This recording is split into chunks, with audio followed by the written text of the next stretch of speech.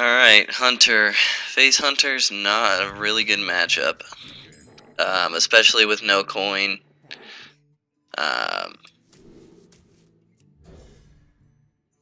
We probably need to pull a Fan of Knives and an Ooze at some point, or we are in trouble. Basically, the only way to win this matchup is to keep the board clean, ooze a Eagle Horn, and Shadow Step a Healbot.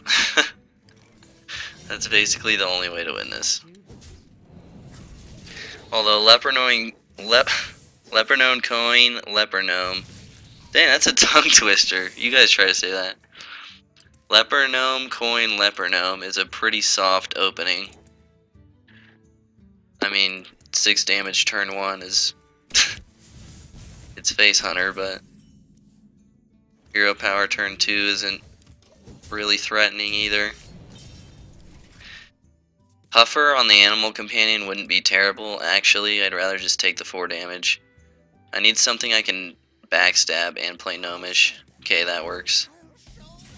That's actually pretty ideal right there.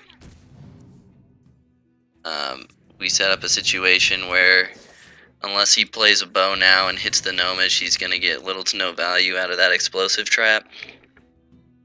We also take no damage from that turn 3 Mad Scientist. Oh, he top decked a bow, that's awesome. So now we have to push for damage.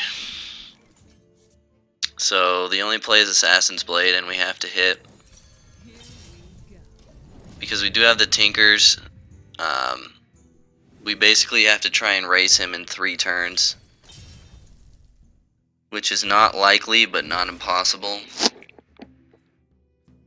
He already represents 5 damage a turn just from the board, which is pretty brutal.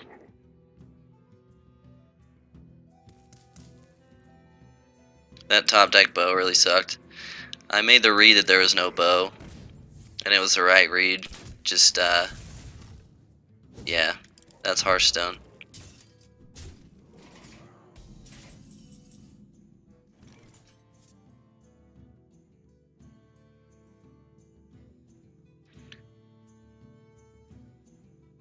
So it either has to be sap Tinkers or eviscerate Tinkers. The problem is if we sap it, he's 1 damage off lethal. He needs to come up with 1 damage off 3 mana, which is... But if we use the eviscerate, we miss 4 damage ourselves.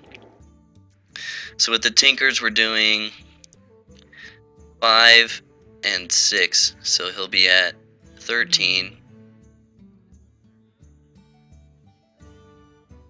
And with the Geomancer, we can top deck Blade Flurry for lethal.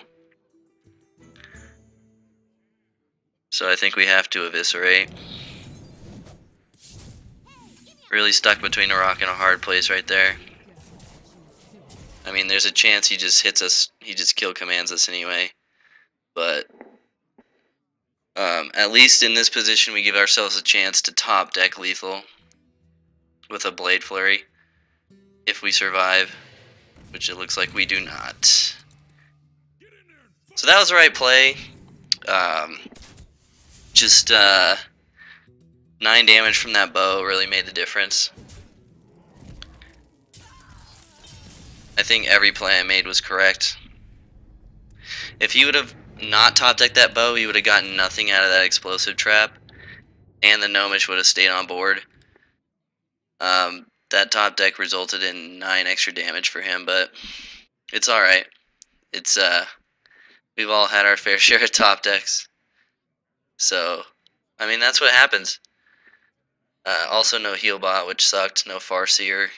Even just a Farseer at the end could have helped, but, you know, what are you going to do?